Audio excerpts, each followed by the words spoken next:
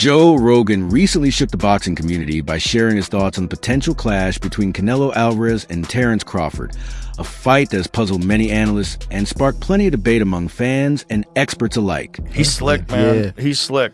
He's super intelligent. Like, he sets traps. He does stuff, and then, you know, there's a bunch of great breakdown videos of particularly the Errol Spence fight, like him setting traps. It's just, he's a very high-level guy, but Canelo is dangerous. He broke Billy Joe Saunders' whole face. Broke his whole face. What he did to Amir Khan, remember that shit? Oh, yeah. Oh, lordy. Oh, lordy. Although Rogan praised Crawford's exceptional skill set, he also stressed a massive challenge created by the weight gap between the fighters. Jumping from 147 pounds to 168 pounds is no small task, and Rogan emphasized just how much of a difference that climb could make.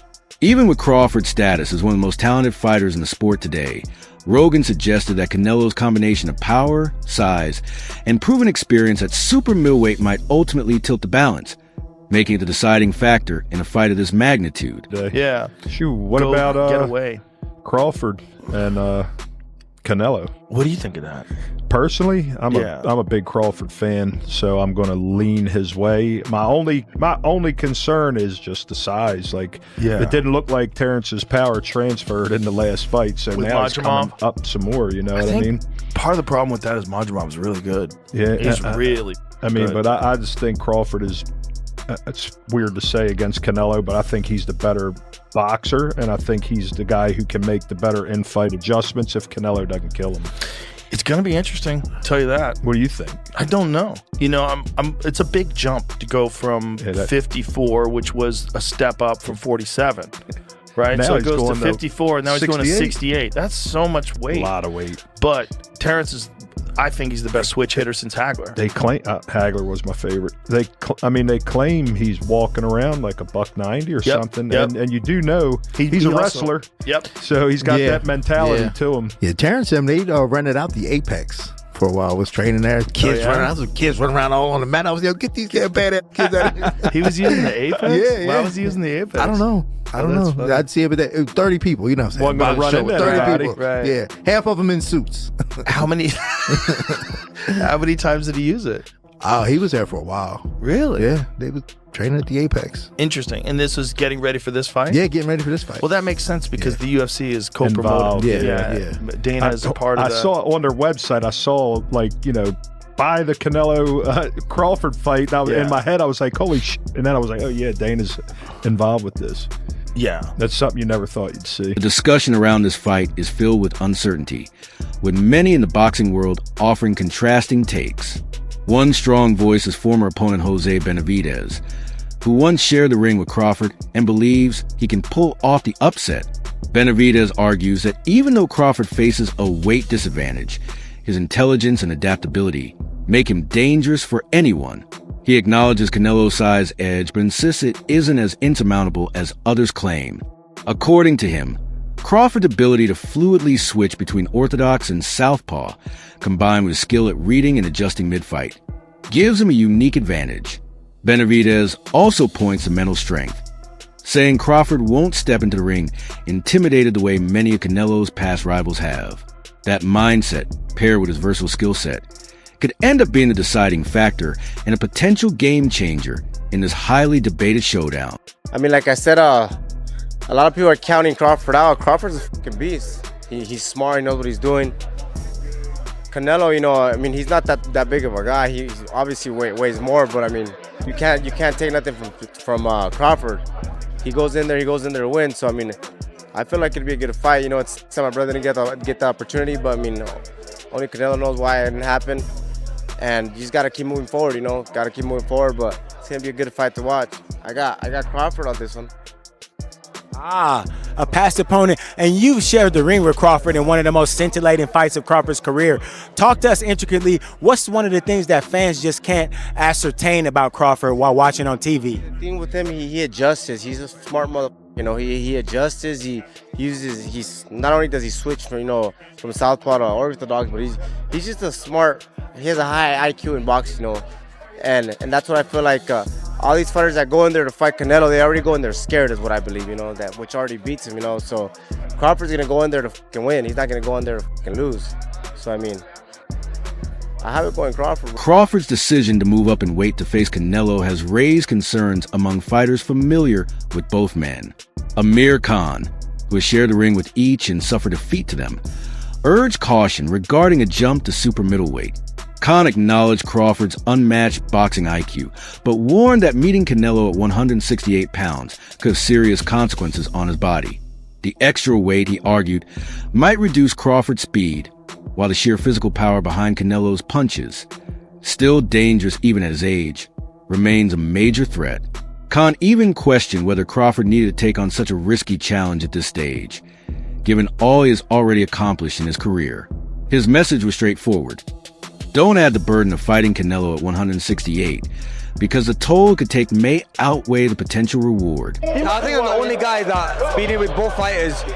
So yeah, I'm thinking of maybe going there. I've been asked to go there and obviously give my input on the fight before they go in the ring. And obviously I know both fighters. Canelo's a friend now after our fight we had, and also Crawford, I shared training camp with him as well. It's a good fight, but I'm not gonna say too much. Okay. I'm gonna save it till on the day of the fight. Okay. But look, it's gonna be a mega fight. Honestly, it's hard to pick the winner. Yeah. But like I said, it's a close one. The notion that Crawford may struggle at a higher weight has been echoed by other fighters, including Richardson Hitchens. While Hitchens doesn't expect a knockout in this matchup, he believes Crawford's refined boxing skills could still cause trouble for Canelo. Crawford's adaptability, sharp footwork, and ability to read opponents might create problems for someone like Canelo, who often leans on power and relentless pressure. To Hitchens, this showdown represents a true clash of styles, with Crawford's finesse and technical precision offering a possible path to neutralize Canelo's brute strength and change the narrative of how the fight could unfold. I think Terence Crawford is one of the most craftiest dudes that Canelo gonna be in the ring with. Hand speed, IQ, long arms, speed, power. You know, switch hitter. I just think that it's gonna be a lot for. It's gonna be something different for Canelo, but I think Canelo's Canelo. You know, Canelo been first title defense was in 2011 versus Ricky Hatton, and he's still on top to the present time. So this is over 10 years. We're going on like 15 years of this guy fighting on the championship level. So there's nothing new for him. So I do believe that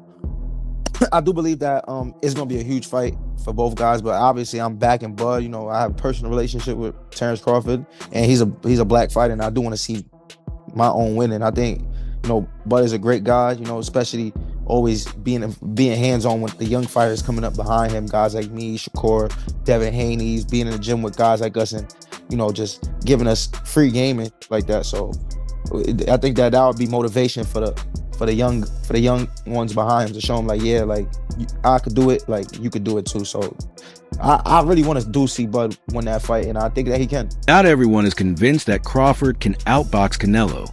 Regis Progrise, for example, doubts that Crawford's speed and technical ability will be enough to neutralize Canelo's power. He pointed to Canelo's track record against bigger punchers like Sergey Kovalev and Gennady Golovkin, using those victories as evidence that Canelo has already shown he can withstand heavy hitters at super middleweight. Progrise further cautioned that moving up in weight could actually take away some Crawford's natural edge in speed and punching power, potentially leaving him exposed to Canelo's harder shots. In his opinion, the differences in size, strength, and overall physicality are simply too great, making it unlikely that Crawford will be able to manage Canelo's relentless pressure or survive the danger posed over 12 hard rounds. You know, I think that Crawford has the ability to outbox Canelo. You got to look at, and then Canelo's older.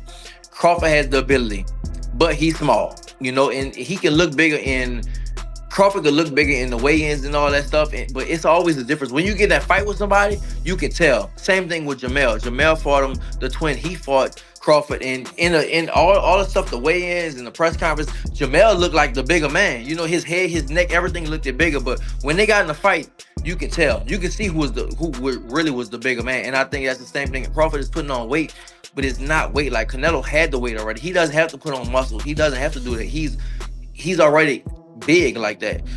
But I think that Crawford does have the style. He does have the style to beat him. If you look at the people that beat him or gave him troubles, Irislan, DeLaura, Austin Trout, Floyd, and Bivol, you know, they gave him trouble and stuff like that. And Skull moved around a little bit too. So I think that Crawford has that. But I don't know how Crawford is going to respond when he gets hit. Same thing with Jamel. Jamel was undisputed at 154. And Canelo hit him and shit. Jamel was like, hell no. Jamel took a knee. You know, so it's a big difference. And Crawford had that one fight at 154 and he didn't, you know, Madrimov would touch him up a little bit. And this is nowhere close to Madrimov. You talk about Canelo. Now, if it was just another bigger guy, I would go with Crawford. But you talk about this might be, I mean, people might kill me for it, but well, not really, but this might be the best Mexican fighter ever. Meanwhile, Andy Ruiz took a more balanced stance, recognizing both the danger and opportunity in this matchup. He admitted that Canelo's strength and experience make him a formidable opponent, yet reminded fans that Canelo has shown difficulty at times when facing southpaws. With Crawford being one of the sharpest and most dangerous switch hitters in boxing, Ruiz suggested that this stylistic wrinkle could present real problems for Canelo. Even so, Ruiz stopped short of giving a definitive prediction, saying the bout is too close to call. In his view, each fighter carries unique strengths that could shift momentum at different stages, making this one of those rare matchups where the outcome truly depends on who can impose their will and strategy more effectively on fight night. Well, all I know is that if you were in a Canelo Crawford card, that card would be a million times. It's still an amazing card, but you would have added a lot. Who wins, Canelo or Crawford? I think it's gonna be a good fight, man. I'm going for Canelo, of course. You know, he's the Mexican warrior as well. But Crawford, man, you can't neglect him or you can't underestimate him as well. You know, he has a lot of skills, a lot of movement. He's a lefty as well. That's what Canelo has trouble with. I think it's gonna be an amazing fight, man. I just can't wait. And on the other hand, Zab Judah expressed far more confidence in Crawford's chances, firmly backing his ability to outthink and outmaneuver Canelo. Judah highlighted Crawford's sharp reflexes, intelligence, and refined boxing skills as the keys that could tilt the fight in his favor. He argued that Crawford's speed and agility would serve as constant weapons, gradually breaking Canelo down over the course of the fight, pointing at Canelo's tendency to slow in the later rounds. Judah predicted that Crawford's superior ring IQ would allow him not only to dictate the pace, but potentially even force a stoppage as the fight wears on. What about Canelo and Crawford? Crawford. No hesitation. No hesitation. I want to see that fight. Big Bud. Big Bud. We're going to have to roll Canelo up. We're going to have to pack him up, baby. But how hard is the jump from 47 to 68? I mean, listen, it's a very big challenge. But what I said, with his skills and the way he's adapted to the size, brother, when I seen him stand toe-to-toe and side by side, I said, game over. Terence Crawford. And listen, don't be surprised if he stops it. I'm telling you. Who? Don't be surprised if Canelo stops Crawford. Terence Bud Crawford stops Canelo. I wouldn't be surprised. I love you. Skills pay the bills. You see that, Cody? Skills pay the bills. Caleb Plant, however, views the matchup through a different lens. For him, this fight isn't just about size, power, or speed. It's about mentality and execution. Plant acknowledged Canelo's devastating power and wealth of experience, while also recognizing Crawford's sharpness, versatility, and ability to adapt mid-fight. In his eyes, the outcome will depend on who can stay mentally tougher and successfully impose their strategy. Plant sees it as a razor-close contest that could tilt either way, depending on which fighter seizes control of the key moments. Terence is not a regular guy. You know what I'm saying? He's special. And, you know, Canelo, he's a top-notch fighter, world-class fighter. Still on the pound-for-pound list, I'm sure towards somewhere near the top. And it's exciting. You know, Terence is freakishly strong. He can punch. He's got good crack. He can fight from both ways. Orthodox, southpaw. He can fight at mid-range, close range, outside. And he can fight going both ways. So it's exciting. It's exciting. It's a big question mark on the end of it, though. So that's why, you know, I'm sure all of us are excited for that bell to ring and, you know, be able to find out firsthand. Shakur Stevenson also weighed in, pointing at Crawford's masterful performance against Sean Porter as proof that he has the tools to beat Canelo. Stevenson emphasized Crawford's rare ability to switch fluidly between orthodox and southpaw, calling it a weapon that could keep Canelo guessing all night.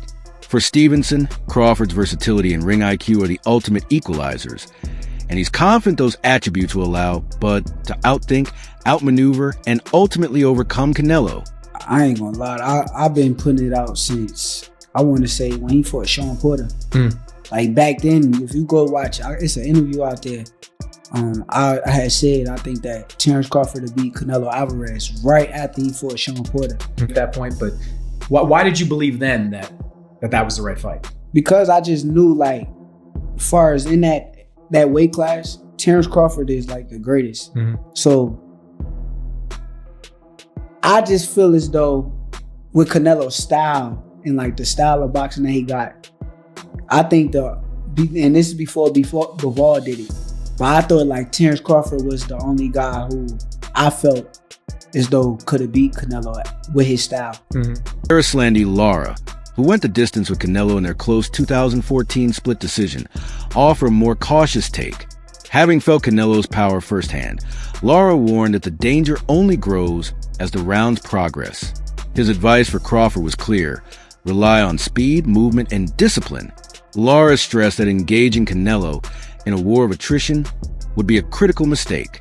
To have a chance, Crawford must keep the fight at range, outbox the Mexican champion, and avoid the kind of exchanges where one clean shot could decide everything. He sees it as a very interesting 50-50 fight. He feels like Canelo's very strong right now, and he wants to figure out to see how Crawford's going to handle the power, especially in the early rounds, and what's going to happen. So yeah, he said he remembers fighting Canelo back 14 years ago it is now, and he said he remembers he uses legs real good, and as long as Crawford uses his legs and he doesn't let Canelo just hit him in the arms and beat him up in the arms, he has a very good chance of fighting. Kelly Pavlik, another fighter who knows what it's like to share the ring with Canelo, pointed to a key difference in experience. Canelo has consistently tested himself against bigger men throughout his career, while Crawford has yet to prove himself at super middleweight. Pavlik believes that this lack of experience at 168 could be the deciding factor. As gifted as Crawford is, Pavlik argued that the size, strength, and physicality of fighters at this weight class may present challenges that even Crawford's elite skill set cannot completely overcome. That's a tough one. Look, I like betting fights or making picks, and I'm usually pretty good on all my picks, even when I had the podcast. But sometimes, because people look for that fighter, that former world champion, and they like want to pick them apart if they get it wrong. This is one of the fights where I want to sit back and watch and not worry about my pick. Canelo is a small middleweight, super middleweight. He just is.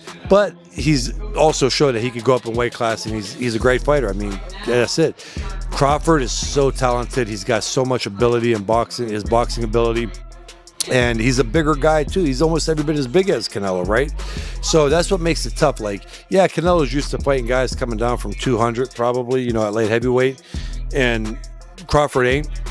But it's just too hard to pick on that because of Crawford's ability and boxing skills. I'm not going off of Canelo's last fight. The guy he was fighting was in survival mode pretty much. He was just fighting not to get knocked out. When you fight a guy like that, you're not going to look good, right? I don't care what anybody says. When you fight a guy that's running around trying to survive, it makes it hard.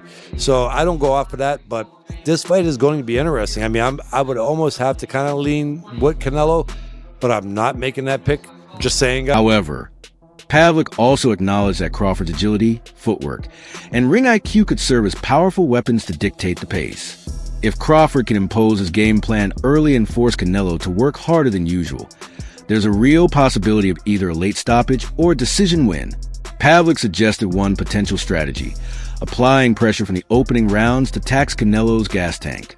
After all, the Mexican superstar has shown signs of fatigue in the later stages of fights. If Crawford can maintain his own stamina while pushing Canelo into an uncomfortable rhythm, it could tilt the fight in his favor. Staying Canelo's ass a little early on, put Canelo behind, right?